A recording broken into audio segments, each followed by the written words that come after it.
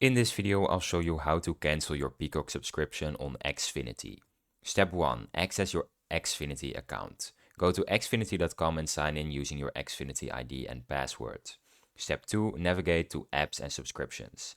In your account dashboard, find the Settings or Apps and Subscriptions section. Step 3. Find Peacock subscription.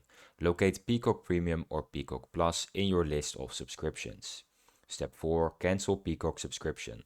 Select Manage or Change Plan next to Peacock. Then choose Unsubscribe or Cancel Plan. Follow on-screen prompts to confirm cancellation.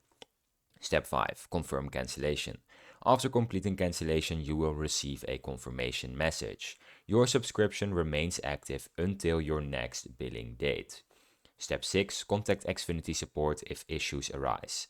If you cannot access subscription management or face errors, contact Xfinity customer support for assistance. Now I have some tips for you. Canceling Peacock through Xfinity does not refund previous charges.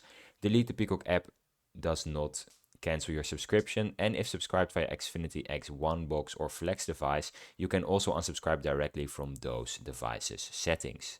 And that's how you cancel your subscription through Xfinity. If you found this video helpful, subscribe.